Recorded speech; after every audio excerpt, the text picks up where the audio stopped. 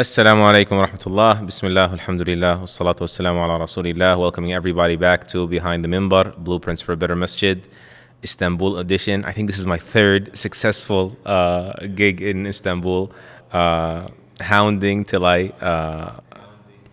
bring in a few of the experts passing through the transit of the great city. Alhamdulillah, we're honored today to have my good brother, my big brother, Dr. Osman Umarji. We are, inshallah, going to have to do it right and act like he's not a dear friend and give him his formal bio. And then we're, inshallah, going to jump into the topic of potent preaching and poisonous preaching and how to connect people to Allah subhanahu wa ta'ala through the masjid. Best practices, worst practices. Well, Dr. Osman Umarji is one of the research directors at Yaqeen Institute in the psycho-spirituality department and data collection analytics department. Also an accomplished psychologist at UC Irvine, University of California, Irvine. Dr. Osman, I appreciate your time, and I have been following from a distance, huge fan of your work on rehabilitating people's God images. However, considering this is going to be specifically for Masajid, we need to first and foremost set the stage. What is a God image? I'll be honest with you. The first time I heard it, it immediately gave me Christian vibes. Like, is that even an Islamic thing? Like, what's a God image? Is this related to we were all created in God's image? That's actually the first thought that came to mind. I never shared that with you before. So, entry level, what is a God image? Is there a precedent for this in the Islamic text, the Revelation? Bismillah, floor is yours. Allah yabarik fiik. A'udhu billahi minash shaitanir rajim. Bismillahir rahmanir rahim. Alhamdulillah wa salatu wassalamu ala rasulillah wa ba'd.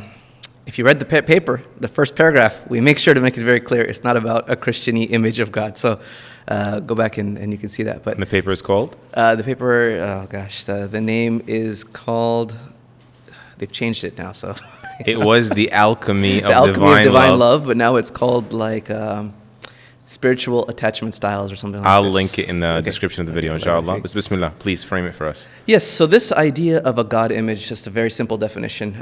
It is a perception that every human being has in their mind as to who is Allah Azza wa Jal. And the term image is not from thinking of a picture of an image, but more from imagination. So how do you imagine Allah Azza wa Jal to be? And we use this term. First, it's a term that's known in the literature, more academic, psychological literature, to be honest, that, of course, Christians have contributed to. But it comes from this notion that we cannot see Allah Azza wa Jal's benevolence. We don't see His beauty. We don't see any of the things we're taught about Allah Azza wa Jal. Our eyes are not the immediate translators of those Asma al-Husna, or those beautiful names and attributes. So somehow, some way, through our life experiences, we translate all of this information in our life, and we concoct some sort of a perception of who He is. That's what we mean by an image of God. You don't mean sort of like vectors and imagining in a way that a fantasy of a child would or something like that? No, absolutely not. No, of course not, yeah. There's nothing anthropomorphic about this at all, especially. Okay, awesome. Exonerated is Allah, right? Above even what our imaginations can conjure up. Yes. And so what is the difference between that and me sort of deepening my study of theology, right? Sort of increasing my information about Allah Azza wa Jal. How does that differ? Yeah, so that's actually what the whole topic is about. And we start with this notion that your perception of Allah Azza wa Jal, your image of Allah Azza wa Jal, we argue is formed from two different places. And you find a lot of evidence from this from Ibn al-Qayyim and many other traditional scholars that there's an element of your knowledge of Allah comes from something intellectual, something formal, right? Call it cognitive, right? You form beliefs about Allah Azza wa Jal through things you're explicitly taught. So you read the Quran and you get His names, in different places in the Quran. You read the Sunnah of the Prophet Muhammad ﷺ and you get different attributes of Allah Azza wa Jal. And then you get it when you sit down in a classroom. You get it through a textbook, right? You get it if you're studying kalam, right? Or you're studying any other formal, traditional method of Islamic studies. You're going to realize that there are certain cognitive beliefs you're supposed to have about Allah Azza wa Jal. But the problem is people stop there and they think that that is how you learn about who Allah Azza wa Jal is. Just sort of the doctrinal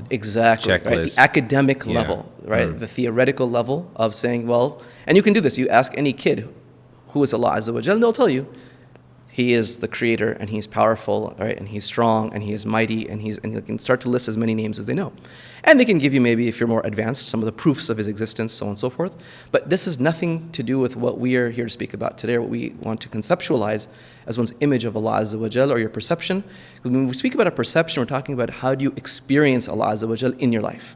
So the second side of this, of where your God image comes from, we call affective, relational component, right, or experiential component, which is that every human being somehow has to come to terms with, do they feel Allah in their life? So I'll give you a very clear example. Allah Azza wa Jal says He is qareeb in the Quran. He's near, right? He is near, closer to us than our jugular vein, as the Quran says. That is something in my mind. Allah's near. Do I feel His nearness? It's something completely different. So I could believe Allah is near, but I may not feel His nearness. Or I could believe that Allah Azza wa Jalla is Ar-Rahman, He is full of mercy. I don't feel His mercy in my life. And of course you can extend that to all of His different names and attributes. So a lot of our research is about understanding how do these attaching ourselves to the reality of these Absolutely. names is sort of the right way to think about this.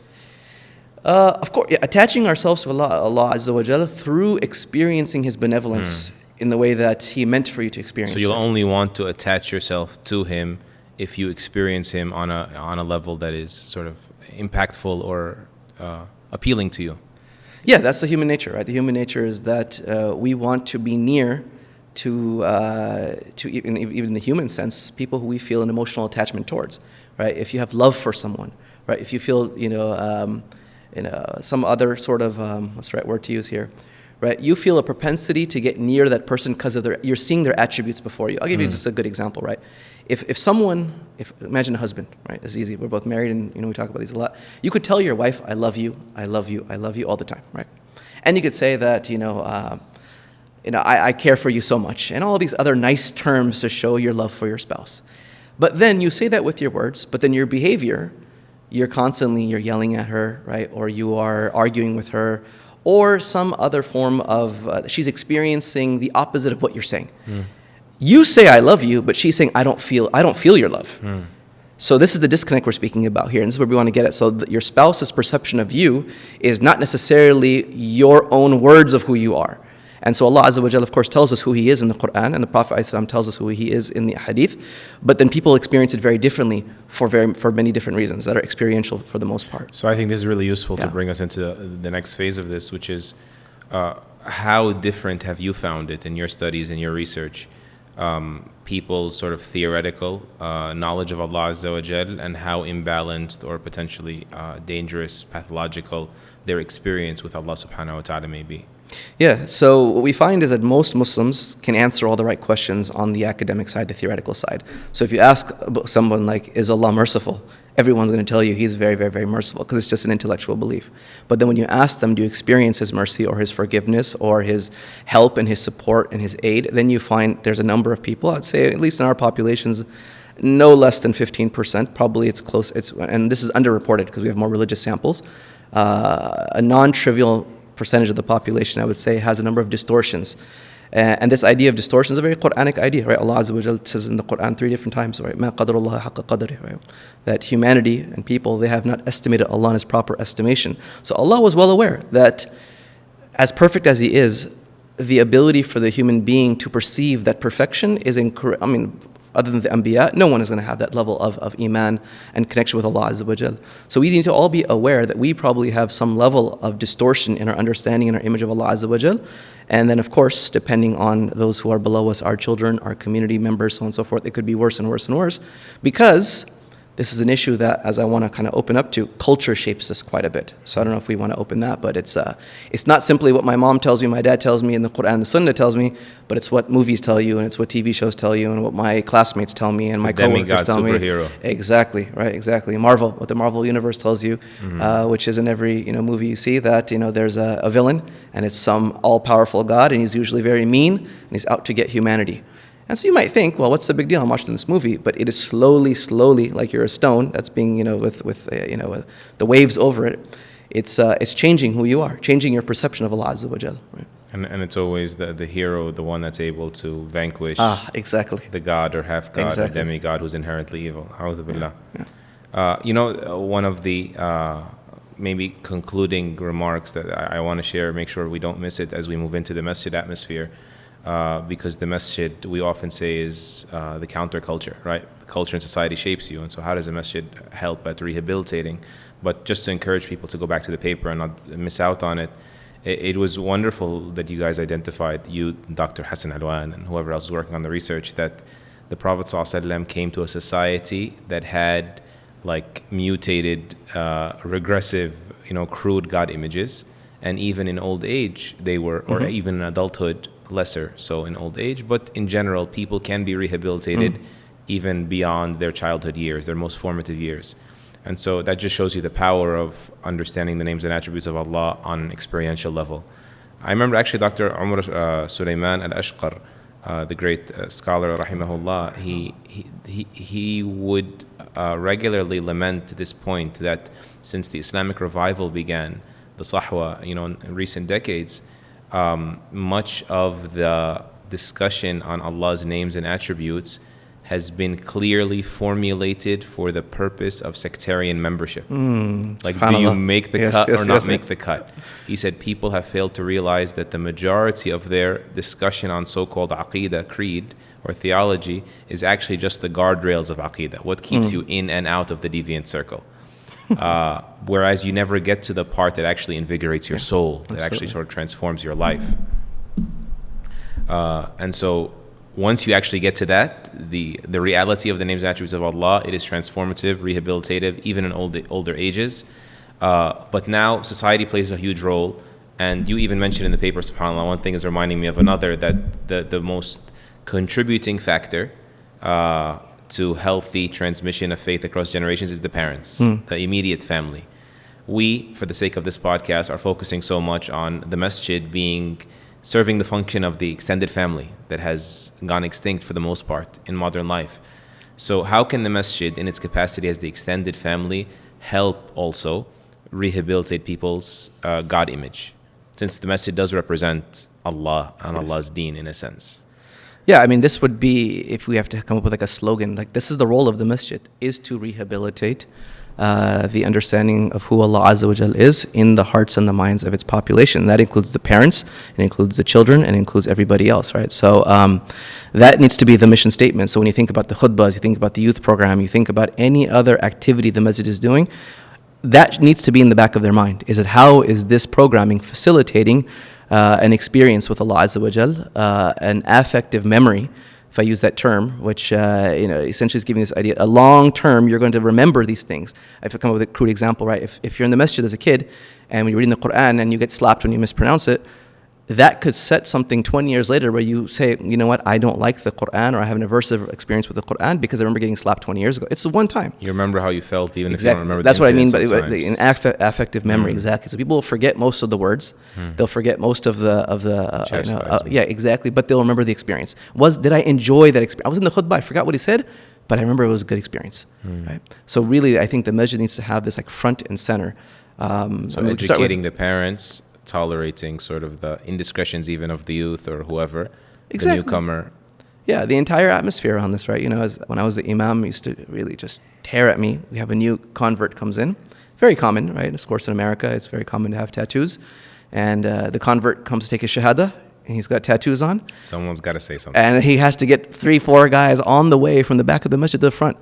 Brother, that's forbidden, right? You got to remove those tattoos. And I'm just like thinking, okay, what kind of culture are you creating here, right? And of course, you can extend it to the children. Children coming to the masjid, making a little bit of noise, doing something that's not optimal, and it being dealt with very harshly. Those memories will last, right? What did I think of the masjid when I'm older? I remember getting scolded all the time, and that's what we don't want to put in the hearts of our kids. So, SubhanAllah, it is so interesting how, of course, we got to state this carefully. I mean, believing in the unseen and not sort of humanizing God is front and center in our beliefs as Muslims. But whether we like it or not, we draw parallels between people and Allah subhanahu wa ta'ala, and our interactions with people that are supposedly associated with Allah, or we perceive them as associated with Allah. On the converse, even, I remember your co-author, Dr. Hassan Alwan, he said something that was just a genuinely enlightening moment, a gem, as they say. He said, think about this. Allah wanted you to know who He was, so He sent Muhammad sallallahu alaihi wasallam. And there's an immeasurable distinction between creator and creation, but there's almost like there's an earthly pivot in some of the creation for how we perceive Allah Azza wa Jal. So we got to be very conscious of this. So, like programming even for parents and creating a culture of zero tolerance when it comes to just reacting in ways that chase people away. Bashiru wa la tunaffiru, right? The exactly. hadith of I have a friend who tried to translate it in rhyme. It says Bashiru wa la tunaffiru, which basically means give glad tidings and don't make people averse. He said spread cheer, not fear. I like it. He said because the Prophet intended to make it rhyme so it sticks in everybody's mind. He wanted to etch it in your personality. That's beautiful. Spread cheer, not fear. Being a cheerful place, being a happy place in general, not an institution of do's and don'ts. طيب. That is sort of the masjid atmosphere. Let's dig our heels in a little bit with the preaching itself, right? But can we take that for a minute? I think just that, of course. Because I think sometimes we assume that the education that's happening or the tarbiyah that's happening is only in these formal settings, the class, the halaqah. But like you mentioned, it's that cheerful environment that sometimes is very, what's the right word to use? It's baked into everything, even the random interactions. So when I think about that interaction when the Prophet ﷺ sitting in the masjid and with the Sahaba, and the man comes to him and he says, Ya Rasulullah, I'm ruined. It's like he's coming just kind of ask the Prophet a question, ﷺ, and the Prophet says, what's going on? He had a relationship with his wife during Ramadan. And the Prophet ﷺ, tells him, can you do this and can you do this? And so, he's like, I couldn't fast for one day, and you want me to fast for 2 consecutive months, and so the Prophet ﷺ just in there, he's kind of like, okay, let me think about this a bit, right? And then someone comes and brings a basket of dates, right? And then he says, where's that guy who asked a question? And he says, here, take this basket of dates and go and give it to the poor people, right? Let it be the expiation for you. And he's like, Ya Rasulullah, there's no one who's poorer than me in this entire community. And the hadith is fascinating because it didn't say. It actually tells you the Prophet's emotional response, right? It says that he smiled, right? So wide. Right? Yeah, wide smile. And then he gave him the basket, right? And said, give this to you and your family, right? What I find fascinating about this hadith is that it's a situation that many people, if you think about it, just remove the seerah and just say this happened in your community, you would probably analyze this as this guy didn't want to be guided. He comes and he says he messed up, and the Prophet told him what to do, and he said, I can't do it. He told him something else to do. He said, I can't do it. Then he gave him the answer, and the guy still said, he gave him the answer, and he's like, no, I can't do that answer, right? But the Prophet said, this culture he created, and you can see how the Sahaba are watching this, and how that's going to permeate now, when they have interactions, Abu Bakr Siddiq and anybody else. So that's what I mean. So it's not just in a formal setting. And those hadith, are very, very famous, where the Prophet ﷺ smiled with his molars, so you could see his molars, right? To really accentuate this idea that the emotions matter, right? In every circumstance, they matter, right? So now we can get to the formal stuff. Smile, the touch, all these things. This is all over the Sunnah, right? It's the non-spoken aspect of transmitting benevolence and love and care and concern. And we know now sort of the chemical benefit of welcome touch. Yep. Right. Yeah.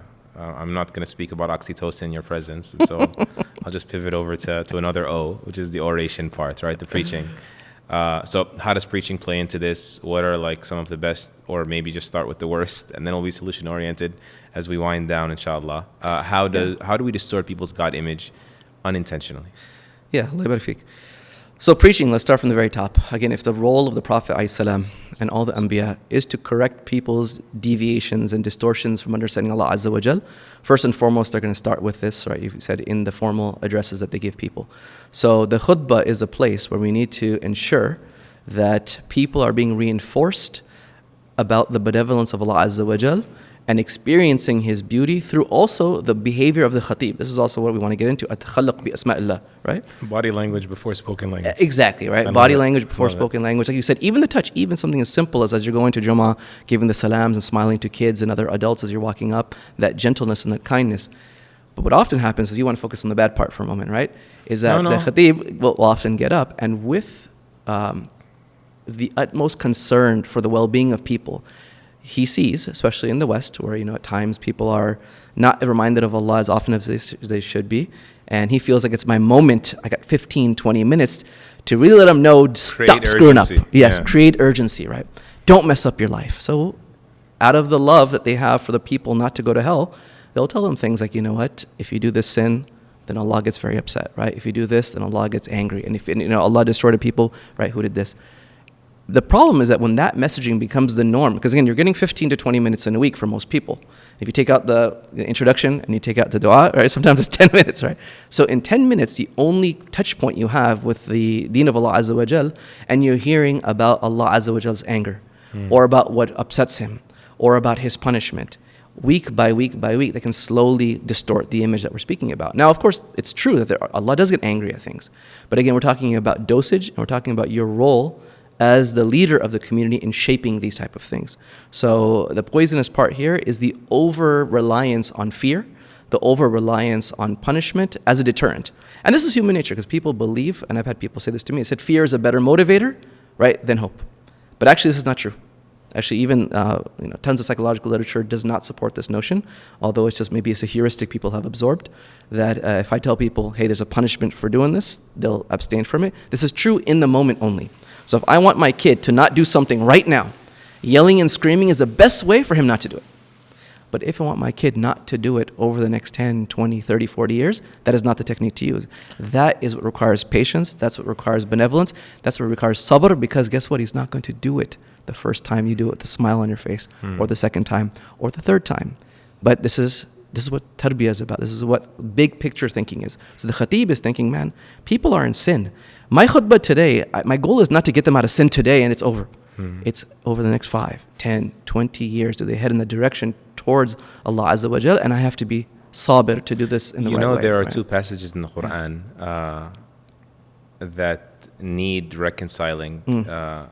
If someone has noticed the apparent sort of conflict, what seems to be a conflict. One says that أَلَا بِذِكْرِ اللَّهِ تَطْمَئِنُّ الْقُلُوبِ, in the remembrance of Allah the hearts find comfort and reassurance. But the other verse says إِذَا ذُكِرَ اللَّهُ وَجِلَتْ قُلُوبُهُم, when in the remembrance of Allah their hearts find fear, or their hearts tremble.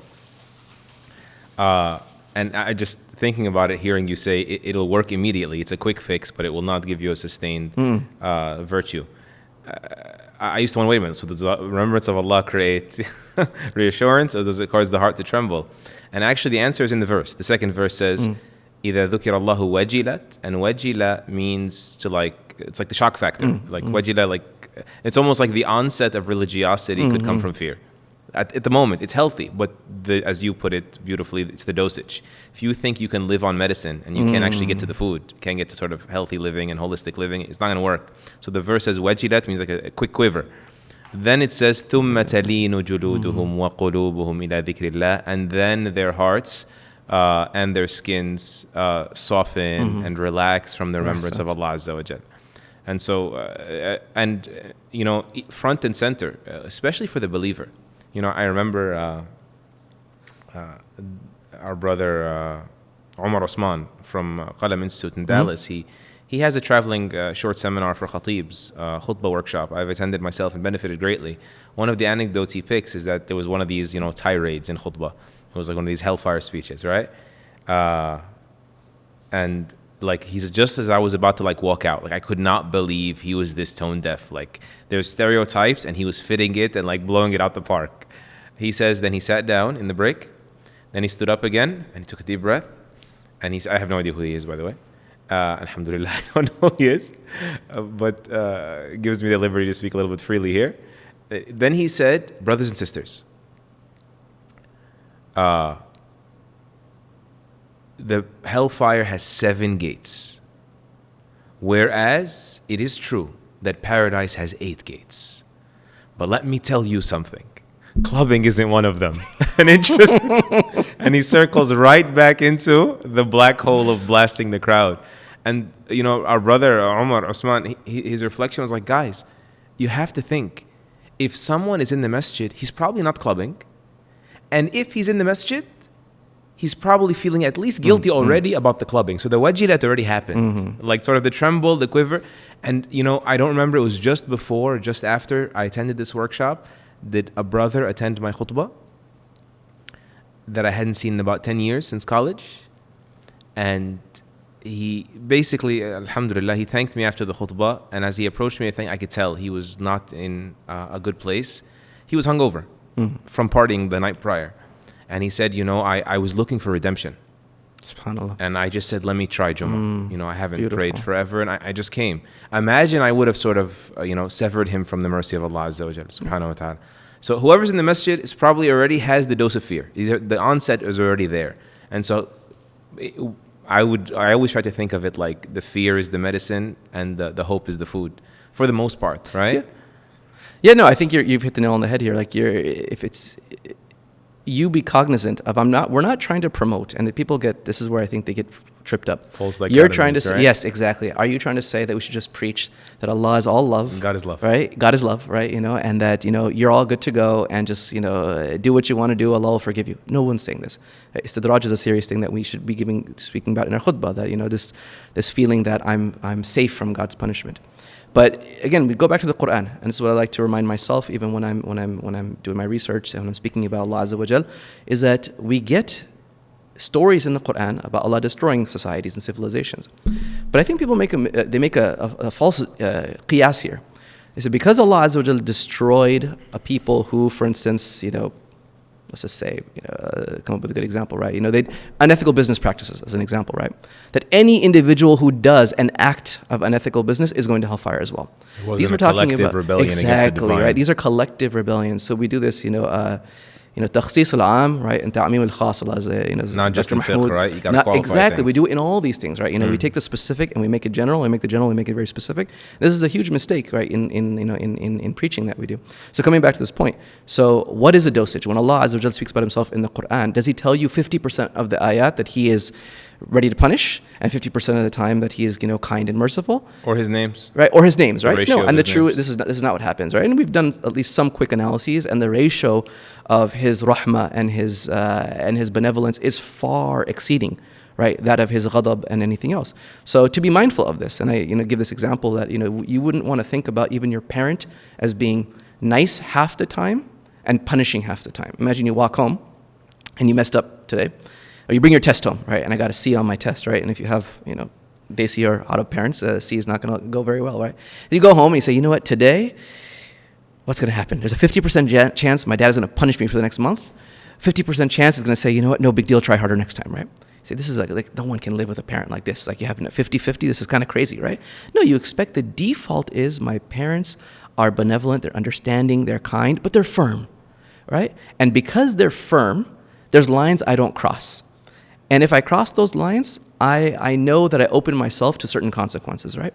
But this is the balance. It starts with love, like forgiveness, clemency, gentleness, but there's some borders you try not to cross, right? And وَلِلَّهِ الْمَثَلُ الْأَعْلَى, but I think we need to think about the same way. It's like our relationship with Him is based on love, right? If we think about the definitions of ibadah we have, right? What does Sheikh Islam ibn Taymiyyah say, right? الْحُبُّ التَّامُ مَعَ التَّامُ, right? Half of the ingredient is absolute love. So if we want to remove the love part of it, we are actually going to create a different distortion, which I want to get into a bit here, which is this notion of preaching that Allah is al-Hakim, right? Maybe it's our Sharia background, so maybe I'll speak about this as someone who did Sharia. Most Imams, I think most Imams in America seem to have a background in Sharia. This makes them think like jurist. So the jurist thinks about halal and haram all the time. And so Allah is a Hakim. He has the right to tell you what to do. Salvation is a mathematical equation. Exactly, right, yeah. Rather than He is al-Hakim, but He's also al-Wali. Like His rules are being done with love, with care, with your concern, for your best interest. And this issue of like masalih, right, and mafasid and maqasid and these other things need to come in there. Because if you remove that, then it's like, why is God telling me to do these things? I don't understand it. Is God just making my life difficult? That's the image you end up absorbing, right? It's like it's a cold God who's just testing you, doesn't want to help you in the test. And in many people, as they say, He's almost looking forward to watching you fail. And we seek Allah's refuge from such distortions. But you hear people say that, or you hear people say that, you know what, I can't please God. He's impossible to please.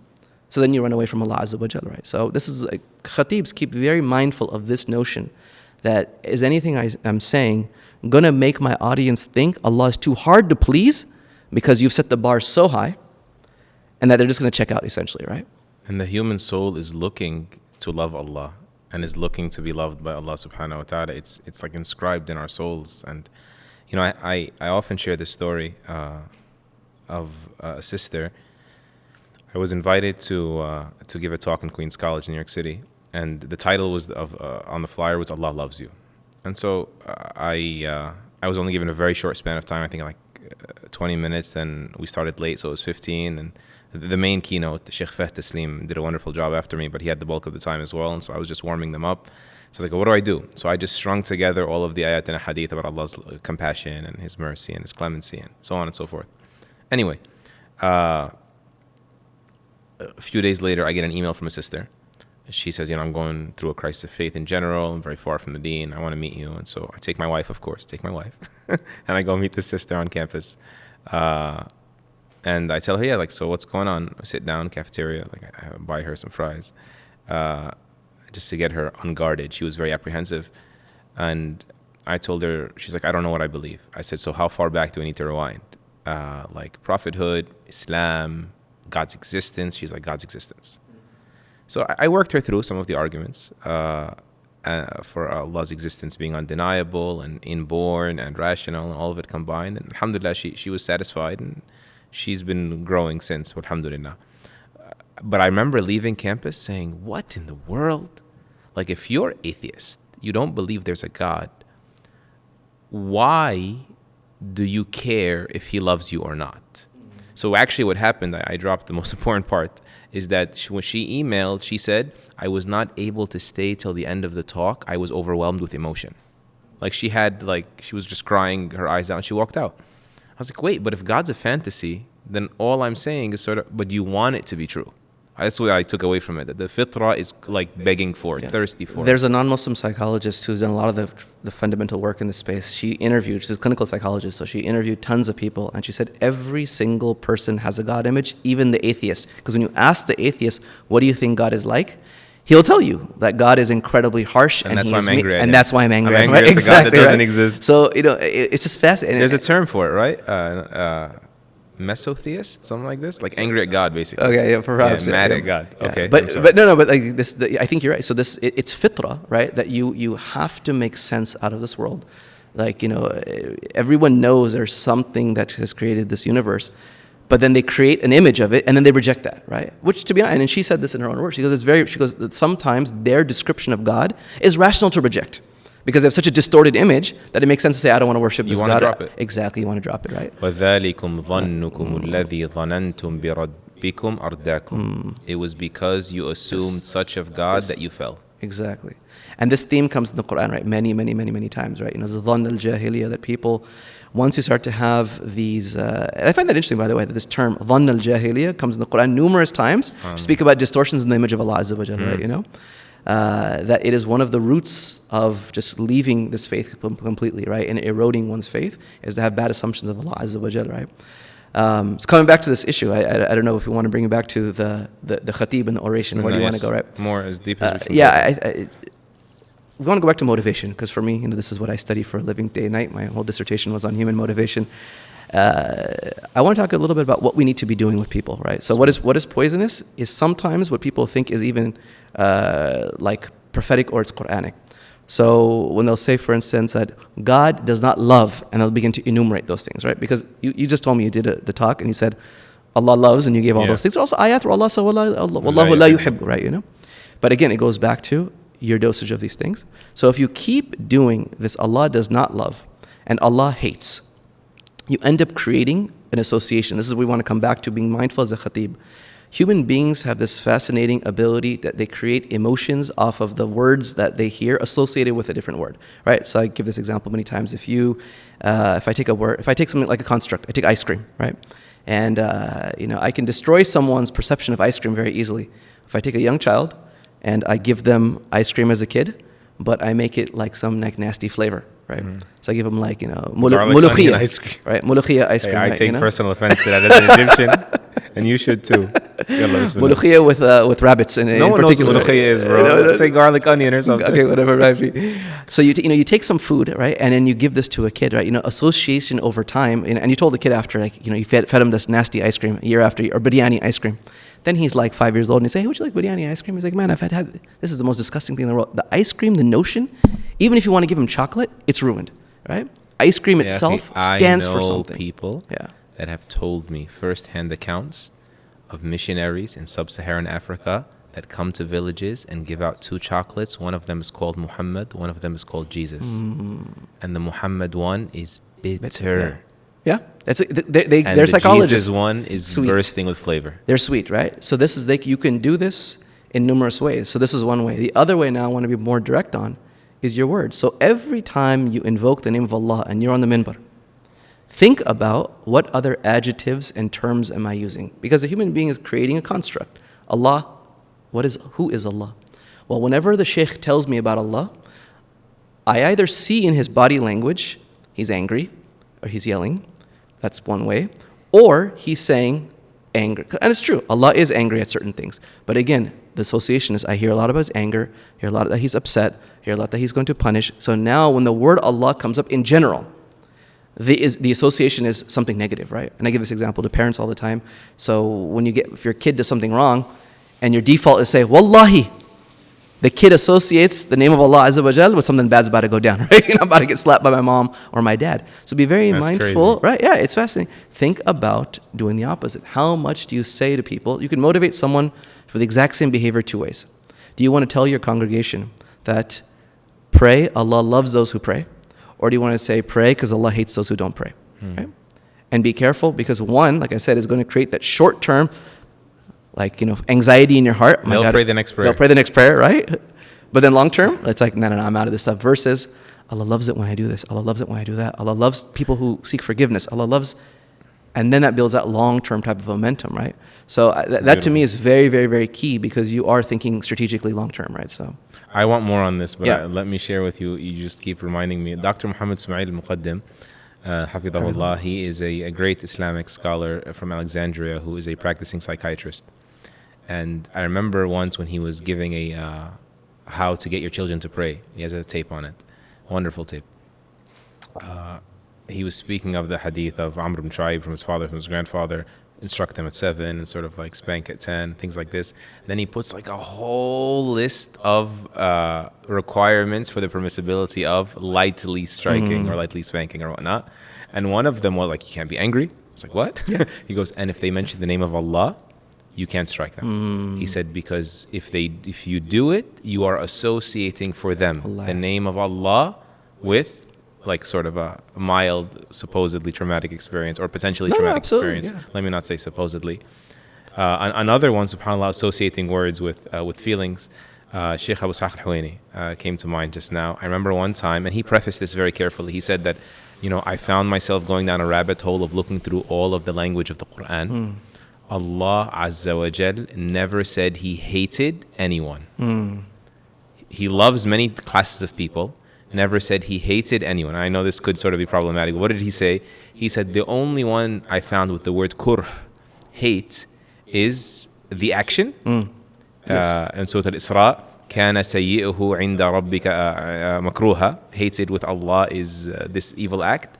He said, but when it was with people, it was لا يحب الكافرين. He said, I stopped for he said, I spent a whole night looking for it. I wish I could have attributed it to a bigger scholar so I could be more confident in it. He said, but the only thing that came to mind, and I seek Allah's forgiveness if it's wrong. He was being very careful about not having an unprecedented view. But he said, perhaps the wisdom is that Allah, when it came to people, not acts, Him saying He does not love as opposed to He hates, is that it reminds them of love again. It reminds them that they can be loved. That's beautiful. Subhanahu wa ta'ala. And this notion, it actually comes in many other places. In Maryam, alayhi salam, the Quran, right, as well. In Surah Maryam, لَقَدْ جِئْتِ شَيْئًا فَرِيًّا. It didn't say you are an evil person, right? It's this thing you have done, right, is the issue here. So the Quran is very careful to stipulate that it's actions that are very, very problematic and not to kind of make the person themselves feel incredibly shameful. Exactly, right? And this is what we found in our own research, is that people who think of Allah Azza wa Jal in a much more negative fashion, they are much more full of shame, but not a healthy shame. Right? A detrimental shame that actually makes them think low of themselves and makes them think about themselves, this is a term, that they block compassion. So actually they don't believe, and I've done this before, I was at a youth camp and I was talking to kids about this, they don't believe they're worthy of Allah's forgiveness because they've internalized they're so evil or so they're so bad. So projected that patheticness on Yes, so actually when you tell them hadith about Allah's forgiveness, they actually start to get shocked. I remember I was speaking to about 150 high schoolers, and I told them these hadith about, the prostitute who was forgiven, right? And, this man who killed, 100 people who was forgiven. And their default reaction is like, why should Allah forgive them? And then it extends to like, yeah, exactly. So, alhamdulillah, Allah is the judge and we're not the judge, right? But it's this blocking compassion is a very real thing, especially in people who have been shamed. So if you shame your congregation over and over again, they will internalize that I am not worthy of Allah's love. I'm not worthy of His forgiveness. And if He wants to offer it to me, I'm going to run away from it. Right? So it's not فَفِرُّوا إِلَى اللَّهِ, it's فَفِرُّوا in this case, right? Min Allah, right? So people run away from Allah Azza wa Jal. So, there's a number of things we can get into, but yeah. So Allah's punishment, Allah's anger, body language. Yeah. How about, we've spoken about this prior, the idea of the ummah has never been worse. Or sort of like... Yes. It comes in different forms, right? Yes. Sometimes it's like the khatib using the 15 minutes as a news cycle about sort of the pains of the ummah. At times, almost like trying to say we are the root cause of it all. Yes. The people in this particular masjid right now. So, the floor is yours. This falls into the hadith we began with, right? Of Bashiru, right? وَلَا تُنَفِّرُوا. Like, giving glad tidings, right? And trying to make people think optimistically about the future is from of course, Nubuwah, right? The Prophet ﷺ, was incredibly optimistic, right? And the hadith about that are plenty. So, it's a disease of a religious leader or of a speaker to begin to put yes in people's hearts, right? That he himself may have this level of despair because they see it, right? Sometimes we're front and center and we see all the bad that's happening in people's individual lives, or we're following the news more closely in the global events of the ummah. So we are transmitting some of our own pain, right? Of course, if you're sitting on social media and you're seeing, the horrific events in the world, and then you get on the minbar and you speak about that, right? You're transmitting that pain to other people. So it's from wisdom to be able to compartmentalize your own pain and to make sure you give people hope for the future, right? Look at the Prophet ﷺ and the companions, the circumstances they were in. Think about Al-Ahzab, right? That situation to me is so beautiful, right? They're literally, Sahaba are scared to death, right? Rocks around their stomachs, the Prophet ﷺ. They think that their lives might come to... The Quran tells you this is the time they started to have some bad thoughts about Allah Azza wa Jal, right? وَتَظُنُّونَ بِاللَّهِ الظُّنُونَ. And what did the Prophet do during that time? That's when he started to tell them. He strikes the rock, right, and the spark flies. He says, we're going to open this land, and this land, Sham and Yemen and Persia.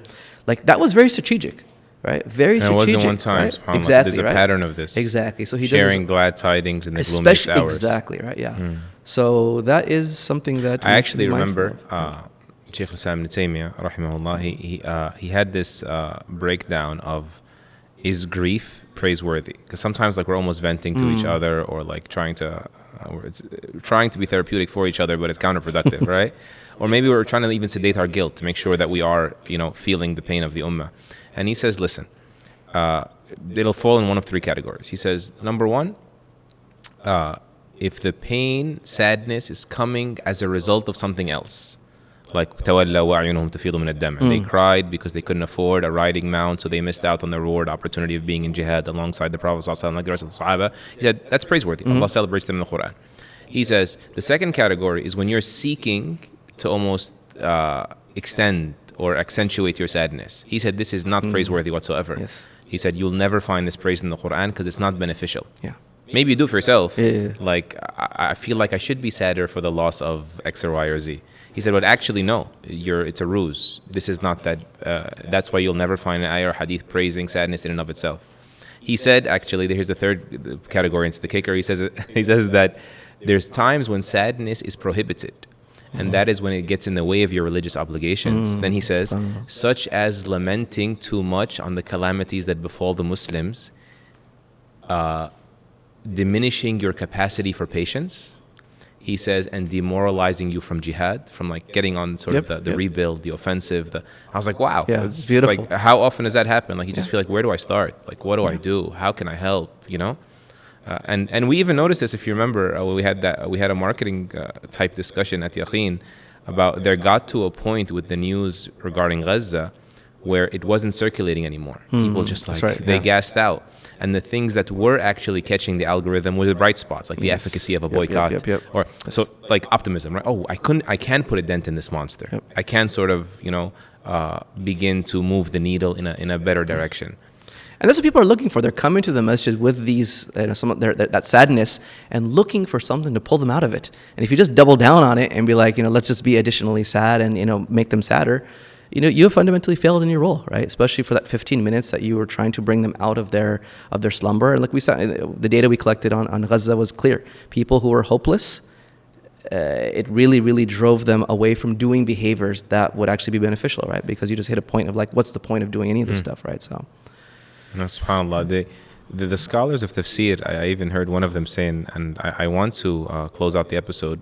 I'll share this one anecdote, but maybe any other sort of pet peeves. We'll have entire episodes, inshallah, on like ways to put together a good khutbah and the likes. But any pet peeves you have regarding preaching, since we're on it, that can be helpful towards maximizing this amana, this trust of having people's attention for 15 minutes. I'd love to close out with that. But the scholars of tafsir, they point out that when people are coming to you, like in simplest terms, the believer, he's already a believer, he's already a musalli or something of this nature. He said Dhul Qarnayn, when he gave them a lecture, basically, when he had a public address, he spoke to them in reverse order, very differently, in a reverse order than he spoke to the corrupt. He said in Surah Al-Kahf, Dhul Qarnayn said to them, as for the oppressive, I'm going to punish them severely, and then they're going to be sent back to their Lord, who is going to give them an even worse punishment, right? It has to start there for a lot of people, right? The cracking of the whip, the wajal. He said, وَأَمَّا مَنْ آمَنَ وَعَمِلَ صَالِحًا. As for those who believe and work righteousness, فَلَهُ جَزَاءً الْحُسْنَى. They will have a great reward. He didn't say the same order. He mentioned akhirah first. And I'll speak to them nicely. I'll have lenient governance with them. فَلَهُ جَزَاءً الْحُسْنَى وَسَنَقُولُ لَهُ مِنْ أَمْرِنَا يُسْرًا. And we will speak to them or sort of address them mildly. And so those that are coming, they're coming for the bushra, they're coming for the positivity. And so we're not saying overcompensate and create another imbalance, but please be cognizant of people's needs. And the only thing that's going to work, there's going to be no shortcut here. There's not going to be any quick fix, firecracker quick fix, inshallah. So any final pet peeves, rattle them off. There's a number. All right, let's start with the top. So one is this notion that, especially as our communities become more and more educated and fluent in English and, mashallah, are very accomplished professionally, there's been a lot of feedback from the communities that they feel like their khatibs are not speaking to their intellects. And so I want to come to the hadith of Prophet Islam, right, when he talks about it. Actually, more attribute to Ali ibn Abi Talib, right, where he speaks about speak to people in ways which they can understand, right? Do you want them to reject Allah and His Messenger? And I think that people sometimes, most khatibs have heard this hadith, but they think it means don't say something that's overly complicated. And so they go to the other extreme, which is to speak like everything's a Sunday school khutbah. And this is also a way of actually rejecting Allah and His Messenger, because someone who's coming to the khutbah and he's an educated man or a woman and saying, I'm looking for something deep to understand the complexity of this world, and you're telling me the best that you have to offer is like this Mickey Mouse level of faith. And as someone said this, we're talking, I forgot who it was now, he said actually it was a non-Muslim in a book, he talked about how we have degrees advanced in medicine, engineering, and all these fields, but if we have a Sunday school education of religion, then the envelope is going to tip to saying, you know what, religion is actually very superficial. Religion actually doesn't answer my questions in life. So my pet peeve here. It's a hard balance. It is a hard balance. I see it. Is that you have to be able to speak to everybody in the crowd. The merger of audiences is tough. Yeah. But this is a really, really big thing. It's really, to me, a key, because it is a fitna to people who are looking for answers to not give them answers, right? Yeah. So number one is speak to people, respect their intelligence. Right? Respect their intelligence, not just in the worldly domain, but also in religion. Just because you're not a khatib doesn't mean that you haven't studied Islam, you have some ability. So even if you drop a gem for that person, one gem that takes 30 seconds from your 15 minutes, it suffices that person, right? So that's definitely, I think, one thing. Number two is, this is an Azhari thing for me. I learned in Azhar that the mashayikh do not use papers, right? All right? So it's not that I'm against using notes, but this reliance on pages and pages of notes removes the confidence from the audience. You know what you're speaking about, right?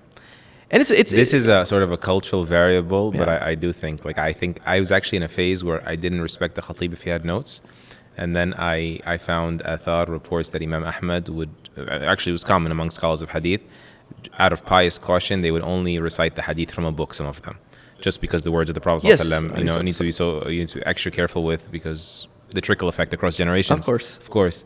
But then I realized that no, I can still have a middle view here. That sure, it could be piety to be reading from a paper, But when you're giving a reminder, and the cultural variable will say that you look like you're pretending to know what you're talking about, then no, it's worth spending some time. Try your best, organize your thoughts, have bullet points only. Yes. Don't script it. I tell people, take the khutbah, think about it like your Super Bowl commercial, right? It's that the people who have to be there, who otherwise wouldn't be there, and how much time you should put. More time should go into preparing your khutbah than probably most of the other things that you do during the week, right? If your dars, right? Because you're trying to really bring people to Allah Azza wa Jal. And the dars that you're giving, like to serious students, they're already committed, right? You can come and you can say what you want, and they're not going to need that extra push. All right, last thing I'll mention in closing is that is actually connect with people, right, before you actually advise them to do anything, right? So I don't believe, many khatibs think their role is to be a public speaker, is to walk into the masjid 5 minutes for the khutbah, give the khutbah, walk off the minbar and leave. This is not a way that is going to work. It's not how the Prophet ﷺ had dealt with his companions. In the necessity of mixing with the people and connecting with their hearts first at a human level before you get up and you speak to them. Once you do that, and I found this, subhanAllah, sometimes I used to reflect. I'd listen to a khutbah by a well-known mashayikh, and sometimes I'm like, that doesn't seem that profound. But because he's so beloved to the people, that the sentence he says that maybe another sheikh could have said, they cling to they it. Cling to it, right? And they're just like, they find hidayah and they find nur in that, right? And it just used to puzzle me for years. Because I'm just thinking and looking at it from like an analytical perspective, the quality of the speech. I said, it's nothing to do with the speech. It has to do with his connection with the people and their hearts. And just like a joke. Yeah. A joke, someone you like, it's not even funny, but because a certain person said it, right. It gave it all the value in the world. Exactly. SubhanAllah. Yeah. So connecting with the people. I remember Sheikh Yasir Birjas, actually, who I need to trap him somewhere and do like 12 episodes with him, because he's becoming a leader for leaders across the country. And hopefully he executes on his intention to publish some books on religious leadership in the United States and beyond. But he said that he got into the habit now of making sort of the bare minimum dhikr and making the rest of it at the door to give salam to everyone as they're exiting. That's beautiful. And, rahimahullah, may Allah have mercy on our good brother, Big Mike Salahuddin. Big Mike was you remember the N1 mixtapes? Of course. The street ball. Man, who doesn't remember N1 mixtapes? Huh? Or AJ, or dating ourselves, carbon dating ourselves at this point. But he was actually the coach. MashaAllah. And he took his Shahada, alhamdulillah, in New York City with us, with our crew. Akbar. He passed away months ago, a few months ago. He was just one of the most incredible human beings, like a gentle giant, kind soul. He was taking care of his grandmother till he was like 62. He was living with her till he was 62. And he used to always he doesn't know that I even if I wasn't religious, I would have gravitated towards him because like N1 and we grew up in this culture and stuff. Every single gathering we sit in, he's like, that guy, Elshinawy, in the middle of nowhere. After his talk, I was sitting in the corner. He walks through the crowd and comes and gives me salam. And I'm just like, bro, you're a celebrity. Yes. I'm not the celebrity. But he saw me as a celebrity of a certain context and making time for someone like him. And likewise, for like the khatib to see, I'm in a rush to go to work and you're trying to intercept me to give me salams. It means the world to them. That you're approachable, you care, you're not just interesting, but you're interested. And that's how to win friends and influence people, as Carnegie said. It's a profound concept that our Prophet ﷺ left us with. And any final thoughts? I think that's the last thing to end on, is that to reflect over these things. Sometimes we transmit so much of what the Prophet ﷺ said, and we forget in the hadith the touch and those interactions, right? So I always give that story of Mu'adh ibn Jabal, right? When he teaches a famous dua, like Mu'adh narrates the hadith, but he's narrating the whole interaction actually, right? The Prophet ﷺ came, he grabbed me by the hand, right? He told me, I love you. It's like those things, if you remember as a speaker, they say, I want people to remember my words, like go and connect with them on that human level, touch them, hug them. Actually, Sheikh Haytham al-Haddad just told me this last week here at the Prophetic Summit, right, that we were at, recently. He said, sometimes people, they just need a hug. He's like, there's all these they come to you with all these intellectual issues. He's like, brother, he seems like he's all tough. He's like, he just needs a hug and he's good to go, right? You defuse the bomb, you disarm the... Yeah. But it's so true. Even Abdullah ibn Abbas, right? Same thing. Right? He says the hadith, the Prophet came, he hugged me and then he said, oh Allah, increase him in his knowledge and all these things. So these are not just people think that it's just descriptive of the seerah. It's just, no. It actually is the secret sauce in how the Prophet ﷺ transformed societies. And so you could probably forget the dua that he said, But if you remembered the human interaction and you practice that, you'd probably be better off, right, as a person in the masjid, if you're a youth director, right, if you're the khatib, you're the imam, you're anyone else, because you are ultimately transmitting who Allah is through your own behavior, because they're seeing who is God. Well, the people who speak about God must know what God is like. So if they're like harsh and mean and cruel, God must be like that. And if they're gentle and they're kind and they're forgiving, then God must be like that, right? And so I'll end on that note. And we want to, of course, I shared this at a previous episode, but one of the really good brothers in the community that I love deeply, he came and told me, Muhammad, look, man, no one comes to listen to your khutbah because of your knowledge. There's way more knowledgeable people on YouTube. They're coming to see how has the deen sort of radiated through you. Do you have more inner peace? Do you have more sort of compassion and consideration for people? And I was like, wow, that is so profound. And he's not, subhanAllah, like not in the scholarly class or anything, but he gets it. And sort of he tried to remind me so I can get it. This is everything, subhanAllah. This is sort of the prophetic way, and may Allah help us inch closer and closer to it. Jazakallah khairan. Everyone, once again, throw your comments and your questions and suggestions for what we need to discuss step by step, leveling ourselves up and improving the quality of our masajid. May Allah help us all reflect His light to the world and allow the lighthouses of Allah, these masajid, to optimize. Barakallahu feek for your time. Subhanakallah bihamdik. Shadu an la ilaha illa anta nastaghfiruka wa natubu ilayk. Assalamu alaikum wa rahmatullahi wa barakatuh. Wa alaikum assalam.